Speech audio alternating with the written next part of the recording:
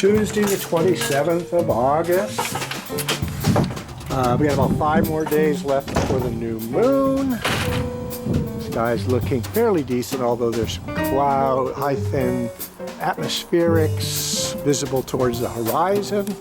Let's see if we can get a look at the mountain. Yeah, it's pretty clear, although yeah, I would say that there's probably some atmospherics there, reducing the transparency. I'm going to set up the observatory. I've got a list of about 15 or so galaxies I want to examine tonight, but mostly from the point of view of characterizing whether or not and at what declinations you can make out anything in terms of the aspect ratios and any details you might be able to see of galaxies. My hypothesis basically is that anything brighter than magnitude 13 should reveal something of itself. There are exceptions. For instance, Barnard's galaxy is too large, and even though it's magnitude 8, it just spreads a slight too thin. Put this on here so the bees won't drop as much of their makings. Oh, do we see the moon up there somewhere? No, of course not. What was that I just saw flashing? Anyway, that would have been peculiar given the fourth quarter. Turning on the TFT display, I do leave the imager, CCD imager on. I turn on Gemini 2. Next thing is let it visualize. It's been lining up pretty decently in terms of go-to accuracy.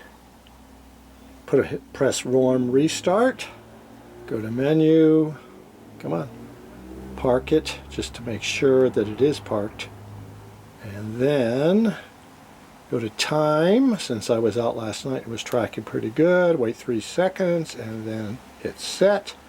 That should synchronize it because it's not detecting a geosat to give it the actual time at this point. So things are pretty much set up. I'll be coming back out around 9:15 or so to once again visit about 15 galaxies that over the last night I have not been able to capture. I did capture, but there have been problems with the camera which resulted in issues that I've now resolved. And there is our host sunset look. Waning light. Oh, I like that red that's on that roof try. And we'll be back out probably about another hour and a half. It's now 9:20 in the evening. Skydark has arrived. The Milky Way is mildly present overhead, even though my eyes are not fully dark adapted. I'm going to step through some settings right now just for the heck of it. We are looking in the direction of, hopefully, and it should reveal itself. We're now at 8 flood. 16 more stars are presenting themselves.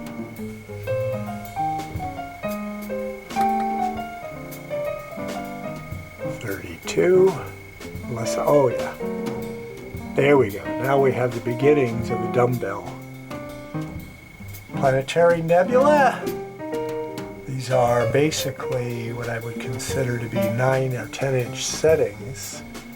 That's the view we're getting. If I drop back down to 16, you can still make it out there at 6-inch settings, barely. I won't go any further down than that. We're at too high a magnification to reveal it. So a 3-inch scope, for instance, or a 4. This light is too spread out. But let's go ahead and take it all the way to the max, just as a little experiment.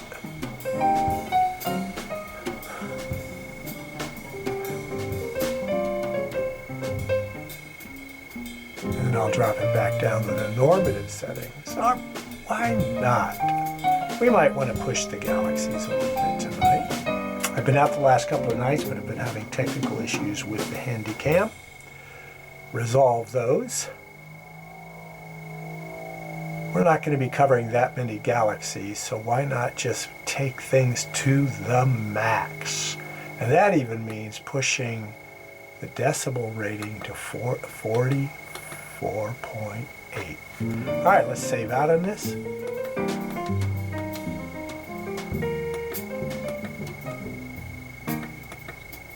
And save. Give this baby a chance to fully develop on the screen. Hopefully the stars won't be too oblate.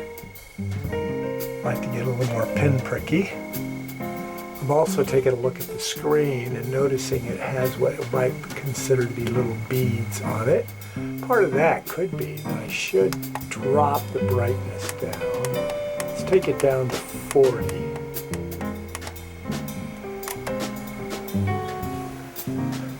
See if that eliminates the little spots all over the screen. That's a pretty serious view right now of the dumbbell. All the nebulosity, the color is just exploding on the screen. Clearly a football-shaped aspect ratio. I'm still seeing quite a bit of spots on the screen, so let's try dropping the brightness down to 30.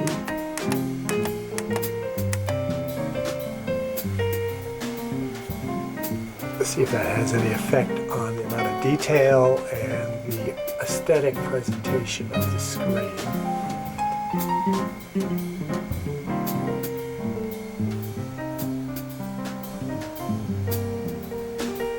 Hopefully the stars are looking nice and round. I did set the focus up at about 1/4000th of a second exposure time on Altair.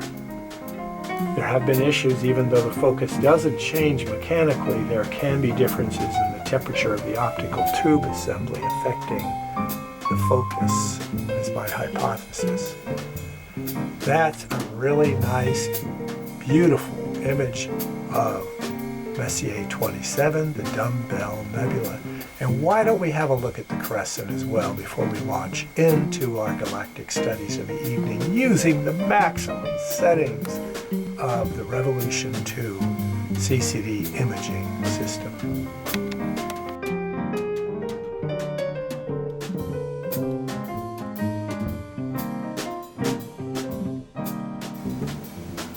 Here we have the Crescent Nebula, NGC 6888. I can give you data on it if you wish while it goes ahead and assembles. Although it is often imaged by me as a baseline study to be able to get an idea of the seeing conditions. Of course, you remember now we're at maximum, not the standard settings of 128 flood 42 decibels. We have maxed out the Revolution II system in terms of sensitivity and exposure time. Our exposure time is about 5 seconds for 6 passes. So it will probably take more than a minute to fully integrate an image. NGC 6888, Nebula Insignis, is magnitude 10, 20 by 10 arcminute, emissive type nebula, 4,800 light years distant. We're at 20, right ascension 201206, declination 382117, as an emissive nebula. It is being excited by one or more neighboring stars, ionizing the gases in the cloud, and those ionized electrons are jumping around, and as they do so, fall back into orbitals. What they do is they put out very specific frequencies of light, which can be determined using a spectrograph. Unlike a reflective nebula will only basically bounce photons off without the electrons changing status in orbitals around hydrogen-helium gases, for instance. And as a result, the frequency of the light that impinges on the reflected nebula is the same frequency that is reflected away. I think that little explanation has given us our 1 minute or so of imaging time. Let's go ahead and have a look at some of those galaxies now.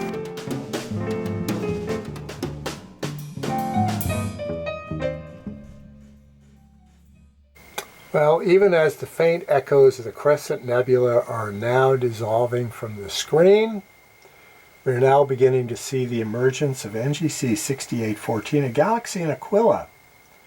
The brightest galaxy of the night, magnitude 11.2, but large, 3.5 by 3.5 arc minutes, spiral with a bar in lowercase bc, and a visible extension, which we call an annularity, or a ring.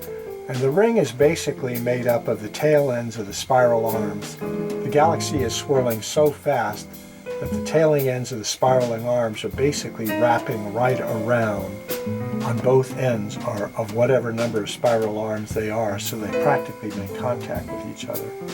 This galaxy is 70 million light years distant, probably about 80,000 light years in diameter. We're at right ascension 1942.40, declination minus 10, 1926. We can clearly make out the angularity to this galaxy. We are seeing a little sprinkling of dots on the screen, which I attribute to either water vapor or overexposed pixels on the screen. Remember, we're operating at the maximum sensitivity and exposure time settings, which basically adds roughly 1 magnitude to the reach of the scope over the standard, and the standard magnitudinal reach of the scope are galaxies down to about 6 on a very good night of seeing around the backyard here. Galaxies down to magnitude 16.5 overhead, stars to magnitude 17.5, and resolution of globular clusters down to about magnitude 10.5 or 11. So there's our view of the annular galaxy NGC 6814 in Aquila. Right ascension 1942.40, declination minus 10, 1926. Stars look pretty sharp, despite the fact it's windy out, so we're not getting too much bluster. There is this little spot right above the galaxy is actually an artifact of the screen, of which there's probably about 40 such artifacts on the screen. Those are basically pixels that are firing off without actually being stimulated in any way in the CCD imager.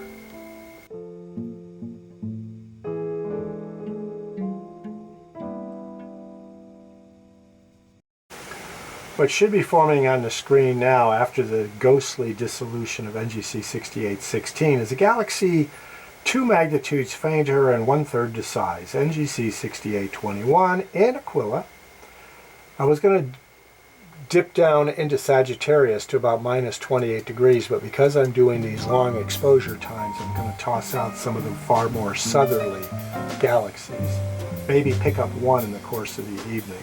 NGC 6821 in Aquila, magnitude 13.1, 1.3 by 1.1 arc minute, spiral with a bar, lowercase cd, so about 3.5 times removed from lenticular, which means it's a fairly young galaxy with plenty of gas and dust in star formation regions. This galaxy is 68 million light years away, about the same distance as NGC 6816, so therefore it's probably roughly about 1/3 the size, which means it's probably somewhere around 30,000 light years in diameter. We're at right ascension 1944.24, declination minus 6 degrees, 50 minutes, and 3 seconds. We are in a region of the Milky Way, and basically of the sky, in which oftentimes you will see transiting what I call slow walkers, very slow moving satellites that seem to be moving across the screen. In fact, we are seeing one right there. I will be putting out a brief video with some of these when I have a chance to do a little more deeper mathematics. But you can see that whatever is right there is leaving behind a trail that goes all the way back. Now that trail could very well be, in this instance, the residual image of light left on the pixels as a CCD imager, but previous videos I've done at higher shutter rates demonstrate that these trails actually are typically some kind of exhaust train or atmospheric disturbance. But getting back to our galaxy, NGC 6821 is located right at that point, 13th magnitude galaxy. Pretty decent look. The core and extended core region of a fairly diffuse and relatively immature spiral galaxy with a bar.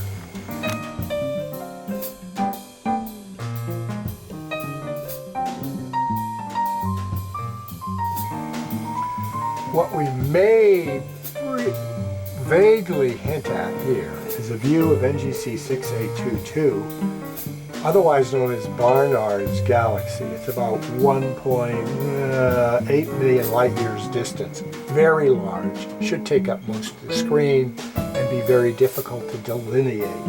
The galaxy was actually seen by E.E. Barnard sometime in the 1860s or 70s through a 5 or a 6 inch refractor. But he would have been operating at very low magnifications, condensing as much light as possible. Barnard was looking for comets at the time. He was an amateur astronomer. Some friends got some money together and they sent him off to school. After he graduated with some kind of a degree in astronomy, he was able to get a job as a professional astronomer. I believe it was at Lick Observatory. Anyway, that's as much as I can recall of his biography. But I have seen this galaxy quite distinctly in the eyepiece of a 6-inch telescope at low magnifications. So there we have it. We are seeing some brightening of the galaxy right here at the core region. I call that a success. I have yet to really clearly make it out, however, at 128 flood, 42 decibels, but I would declare that we are seeing the core and some extensions of a galaxy that almost takes up the entire field of view, but it has a rather oblong shape, which I think is something along this line here. Anyway, finally, a view using the real-time imager at a 75x through the 6-inch ED refractor of NGC 6822, Barnard's Galaxy.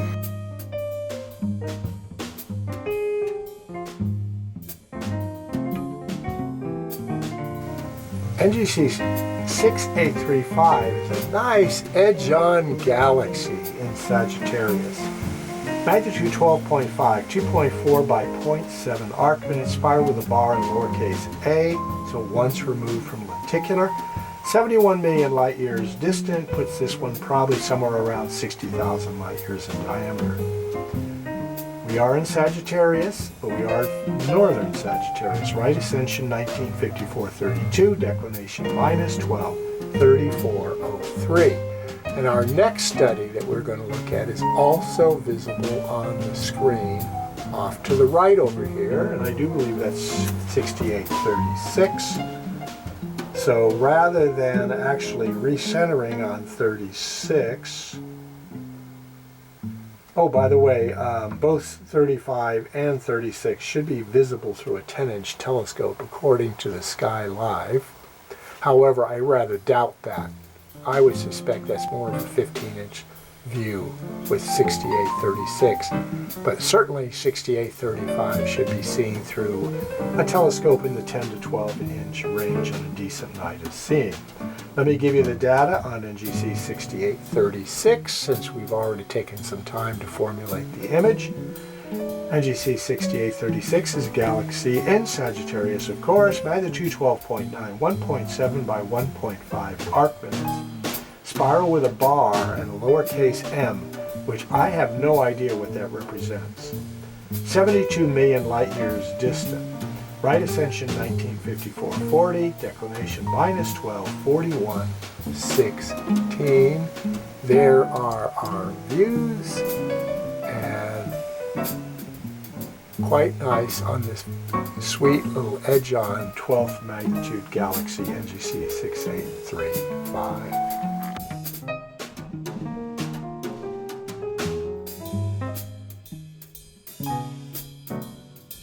A wee bit of a break from Galaxies. I just happened to notice en passant NGC 6842 planetary nebula in Vulpecula. Faintish, magnitude 13.1, 53 by 48 arc seconds. Notice the structure. It's at magnitude 13.1. A similar galaxy along these lines should show something similar, except this baby should have a bit of a hole in the middle, plus a brightish 14.5 magnitude star at its core. The planetary is 4,500 light years distant, right ascension 195502, declination 291720. So have a look at that as it develops, and I will continue to skip along merrily and see if there's something else adventitious we might want to have a look at.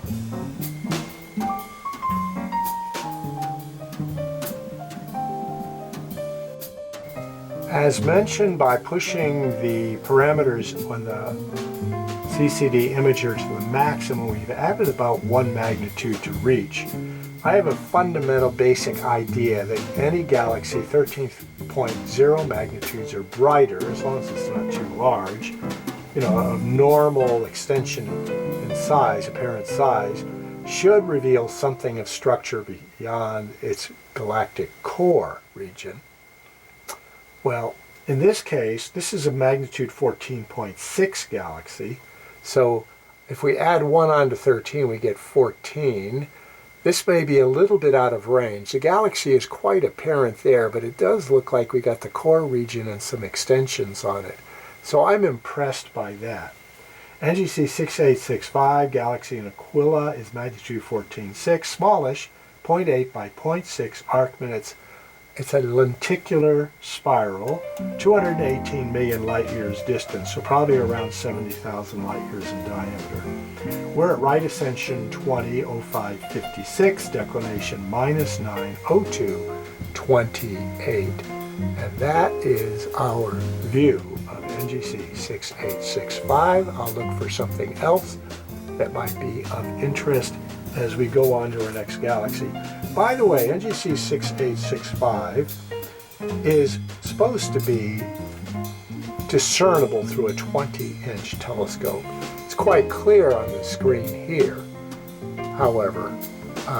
So it's obvious that adding a real-time imaging system to even a small aperture scope of 6 inches gives you views that are very beyond what most amateur astronomers have at their disposal for an optical telescope using an eyepiece. We do have another transiting study here, and why don't you go ahead and watch that transit as I go ahead and step through a little bit to see what our next study might be.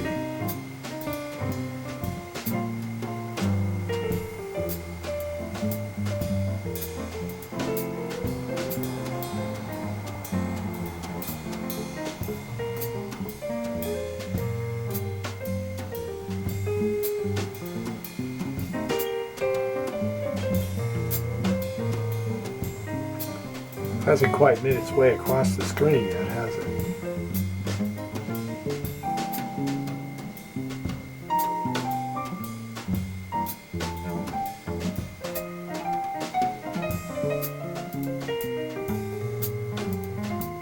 Okay, we're going to go on to NGC, oops, that's too far south. Planetary Nebula in Delphinus.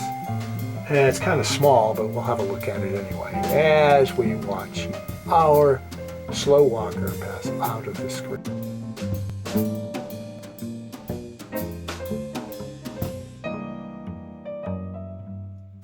NGC 6891 is a planetary nebula in Delphinus, magnitude 10.5, so a couple of magnitudes fainter than the ring, 16 by 7 arc seconds with a central star of magnitude 12.3. The planetary is quite distant, 11,800 light years. We're at right ascension 2015-08, declination 12:42:15. Let's move on. I don't think we're going to get much of a view because it is so very small. Nice star field, however. We're getting a bit of a sweetie in a planetary nebula here. This is NGC 6894 in Cygnus faint. Wow, a good view. Magnitude 14.4, 44 by 39 arc seconds, with a central star of magnitude 18.3. It is my proposition that we may just be able to make it out at these settings. 5,400 light years distant. Right ascension 2016-23. Declination 30, 33, 54. A sweet find in an annular planetary nebula.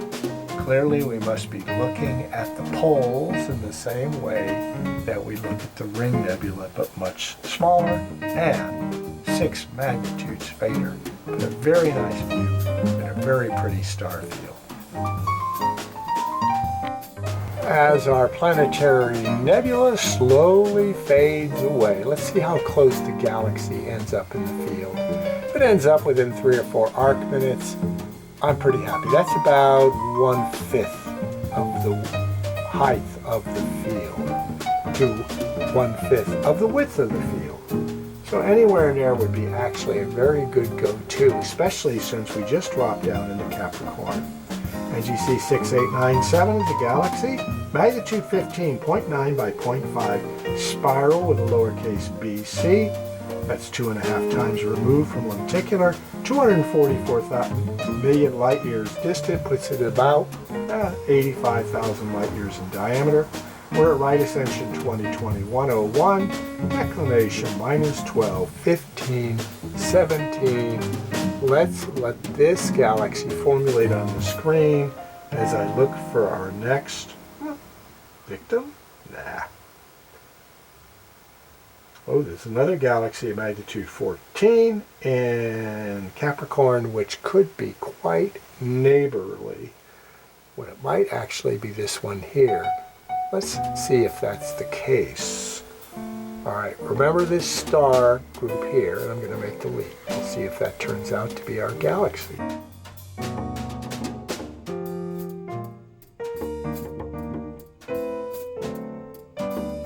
Okay, that is in fact in the same field as a view as the previous study. I believe it was 6897.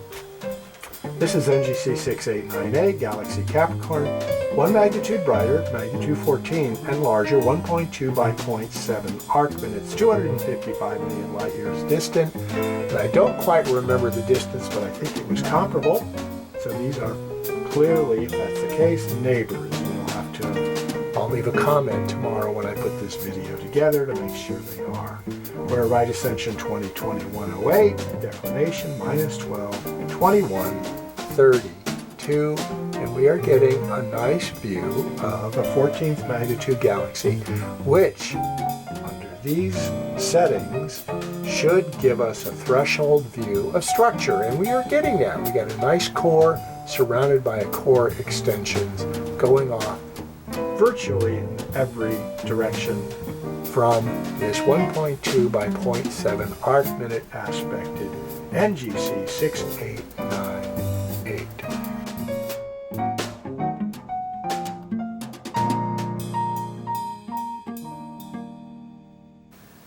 Here we have another 14th magnitude galaxy, and it should be instructive because now we're a bit further north by 10 degrees. NGC 6900, Galaxy in Aquila, magnitude 14, 1 by 0.8 arc minute spiral with a lowercase b, 230 million light years distant, so 30 or 40 million light years closer than the previous pair. Right ascension 2020-135, declination -2, 34, and 12. I may have been moving around a little bit here in citing the data. We're going to go ahead and let this run as I check for our next study. A nice edge on, 6901. Let's go have a look at that.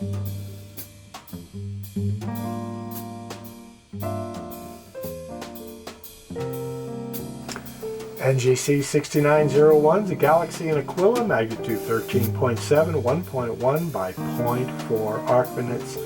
So about roughly a 3-to-1 aspect ratio spiral with a bar in lowercase ab. 216 million light years distant, puts it at about 80,000 light years in diameter. We're at right ascension 20, 22, 21, declination 6, plus 6, 25, 47. So we are in the sky's middle third.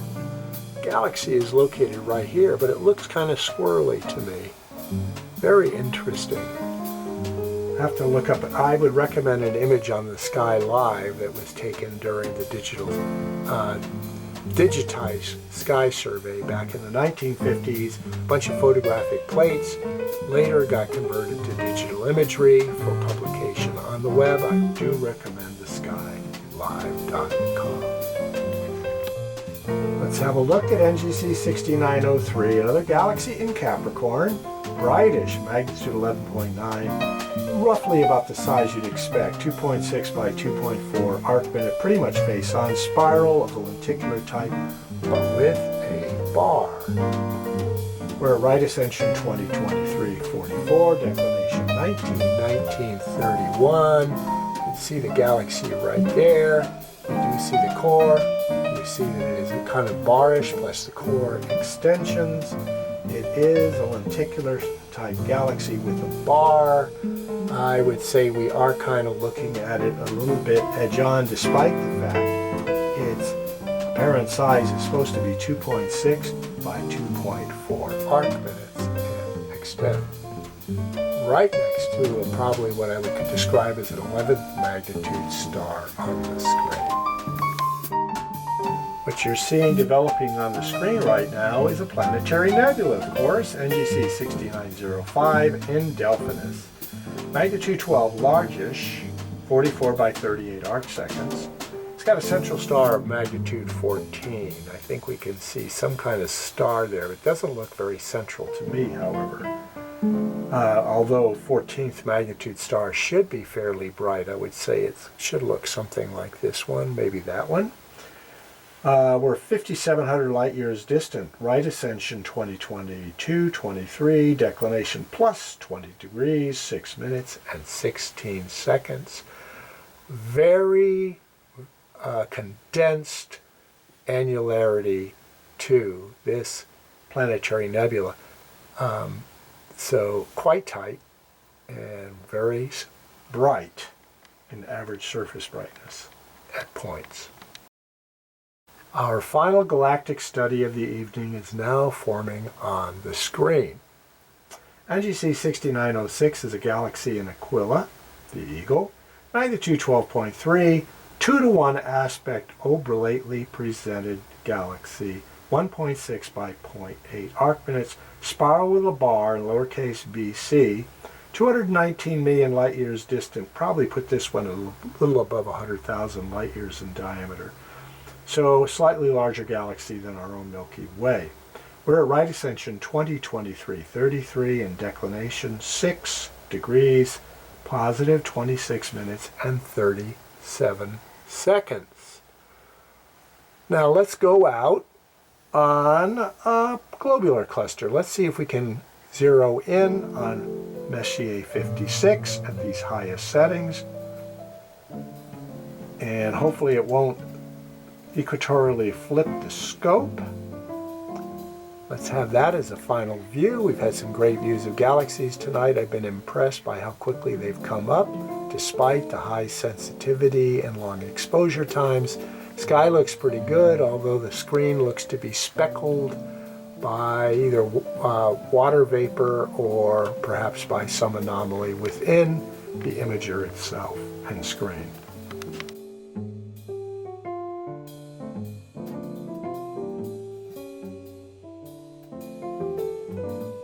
Well, as it turned out, Messier 56 would have required an equatorial flip, so I have adapted by going to Messier 71. Globular cluster in Sagittarius, magnitude 8.3, 6.1 arc minutes in size, 13,000 light years distant. We're at right ascension 1953.46, declination plus 18 degrees, 46 minutes, and 42 seconds. So this gives you an idea of how bright stars can appear. It doesn't specify its brightest stars, but I would estimate, and it doesn't give us a class, which does not appear in the database unless you go to NGC, but I would estimate that its brightest stars are probably somewhere around magnitude 13.5. And it looks pretty condensed, but a large part of that is all the spillover from using these high settings. Now, we could go out on this study. However, I do have a penchant for the Crescent Nebula, although the scope may polar flip, or equatorially flip. So I'm going to toss a mental coin in the air and see if it comes up head or tails. Oh, came down tails. This is our Carpe Noctem view of the evening. We did get a very fine view of the crescent and dumbbell earlier, and we've extended the range of the 6-inch scope, I believe, to give 14th magnitude galaxies a sense of something beyond their luminous cores by pushing the parameters for the settings for exposure time to 6 passes of 5 seconds and sensitivity to the max 44.8. The question only remains whether I can get rid of this space bug from circling around this globular cluster. Come on, guy. Anyway, the question only remains whether or not we're going to get decent aesthetic views of stars and fields of view pushing the REV II system to the max. I'm going to leave that up to your own good judgment should you view this video after I post it mañana. Carpe Noctem.